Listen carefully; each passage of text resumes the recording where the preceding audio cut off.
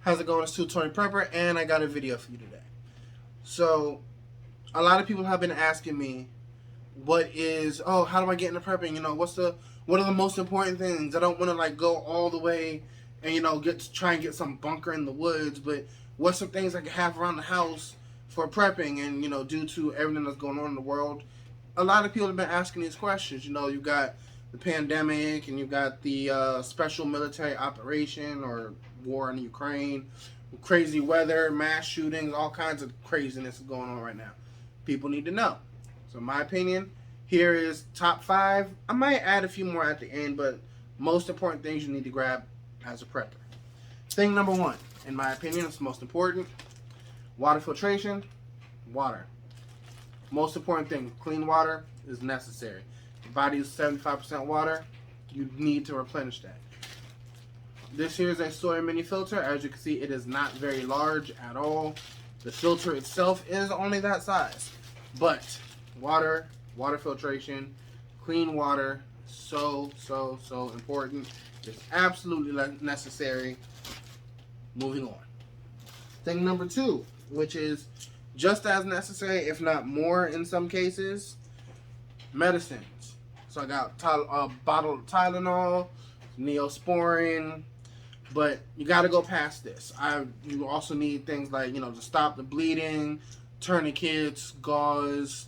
You need other, anti-inflammatory. You need, anti-diarrhea pills, all kinds of stuff like that. Medicine. Go and get some antibiotics. Whatever you got to do, medicine is important. And not necessarily just this. Like I said, you also got to get yourself some tourniquets involved too. Go and get an IFAC. Go and get, go to Amazon. I mean, if push comes to shove, just go to Amazon and order like a giant home trauma kit or something like that. Medicine is so important. Please do not. I've seen too many people who have just like an IFAC and that's it. Or they have kits that are, smaller than this, and that's all that they have. They have no other medicine at all. That is not okay. You need medicine, and you need to know how to use it. I'm not saying you need to be able to sit here and perform open heart surgery, but you need to be able to use what you have. You need to be able to properly apply a tourniquet. You need to be able to know when to use what you have. Moving on. Food. Yes, I know this is just a sleeve of crackers, but I did not feel like digging out my actual stuff. So, food. Whether it be freeze-dried foods, MREs, Mountain House, Peak, or Wise, anything like that. Food. Here's why that's so important. If you have a storm and the power in your house goes out, what is in your fridge or freezer will go bad in 2-3 days? After that, what are you going to do? So you need to have a stockpile of food. Even the government says, specifically for that particular instance, you need to have at least 3 days worth of food and a gallon of water per day per person. I've got way more than that, but that's not really the point. You need to have food just in case, even if it's just the power in your house goes out, a storm knocked out the power, and it's more than just that. Like if a tree falls on a power line, there goes power for the whole block. And if you can't make it to the store to get food, what are you gonna do? That's the problems. Food. So top 3 things: water, medicine, food. In my opinion, and the opinion of a lot of people, those are the number 3 things. After that, fire. Now, fire. A lot of people will disagree with this one, but it also depends on what you plan on doing. If where you are bugging in is no longer hospitable, for lack of a better term, if you're no longer able to stay where you are, or even if the power goes out or something, you need heat. You need to maintain your body. Even if that's not the case, even if you just simply have no power, you gotta be able to cook. Damn, that was almost cool. But you gotta be able to cook. You gotta be able to cook your foods. Even if it's just on a barbecue grill. You've got to be able to cook. And in order for that, you need fire. Now, a lot of people will say, oh, well, you need to protect yourself against the elements. That's on that list as well. But that falls under a different category. Now, a lot of people have noticed I have not said anything about fire or self-defense. And quite frankly, or firearms or self-defense. And quite frankly, that's the most common thing when people see preppers. They go, oh, You know, I've got my firearms. I've got this. I've got that. Let's just say Smith & Wesson M&P. Yeah. Oh, I've got my firearms. I got this and I got this. Is not the most important thing in your prepping equipment, period. And quite frankly, it shouldn't be the most important aspect of your preparedness. However, it is on this list sitting at number 5 because people are crazy and there are a million other things you need to defend yourself against from. Defend yourself against. So, number 5 is a self-defense tool. Now, what I mean by self-defense tool, I don't necessarily mean firearms. You can have a good solid knife, or if you don't want a knife, you don't want a gun, what else? Something to defend yourself with.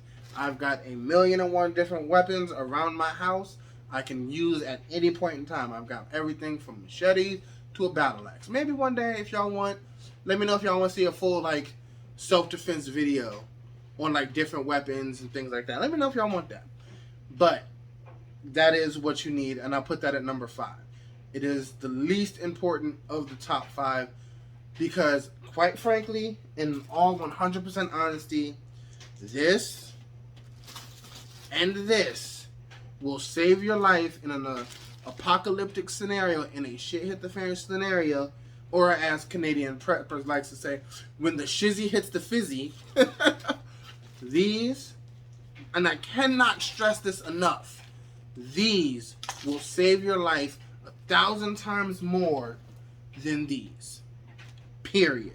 And don't get me wrong, I like my guns. I really do. I like training, I like shooting, I like getting new guns. It's great, it's fun, it's kind of awesome, I'll admit. But let's be real here.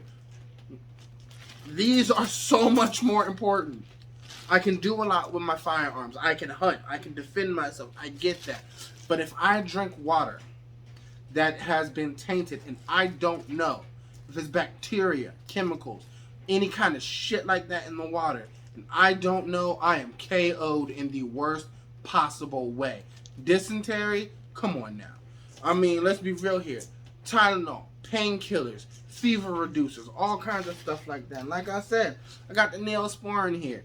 All antibacterials, all of that stuff. All of it is so much more important. People get lost in the aspect of guns when it comes to prepping and survival. They will completely forget about this $2 bottle of Tylenol that will save their life more than a $500 gun. This over that, 9 times out of 10. Now, granted, if you live in a more dangerous neighborhood, then it's not going to be 9 times out of 10. But when it comes to food, when it comes to water, when it comes to treatment, when it comes to your health, this takes care of your health. That will take care of your body. So, that's the top 5. Yeah, I'll end the video there. But that is the top 5 things when it comes to preparedness, in my personal opinion. Water filtration, medicine, food, fire/heat source, and then self-defense weapons, firearms.